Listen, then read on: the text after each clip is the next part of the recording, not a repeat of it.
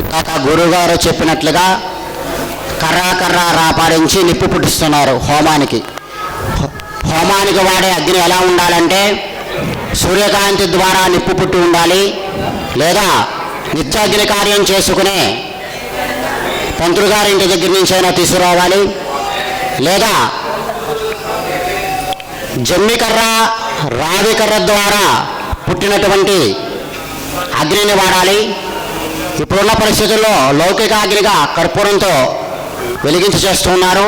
యజ్ఞయాగాది క్రతువులో ఈ విధంగా చేస్తేనే ఆ యాగానికి ఫలితం దక్కుతుంది. కాబట్టి కర్ర రాపాడించి నిప్పుని పుట్టిస్తున్నారు.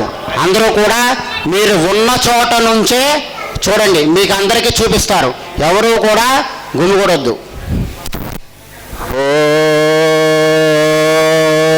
ఓం జాతవేదసే సునవమసో మమరాయతో నిదహాతి వేద సనః పరుషరతే దుర్గాని విశ్వానామేవ సింధుం దుర్గాత్యగ్నే తామగ్నివర్ణాం తపసా జ్వరం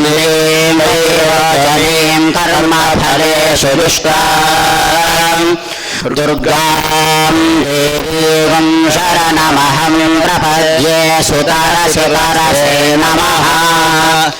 అగ్నే పునర్యానవ్యో అస్మాన్ స్వస్తి భవతి దుర్గాయుష్యా పూష్ట వృద్ధే బహురానభుర్రే భవాతో గాయతనయాయ సంయోః విశ్వానినో దుర్గః జాతవేద సింహన్ననావాదురితారి పరిషి అగ్నే అత్రియన్మనసా గృహాణోస్మాకం బోధ్యవితాతనూనాం పృతనాజితగం సహమానభుగ్రమగ్నిగం హువేమ పరమాసదస్థాతో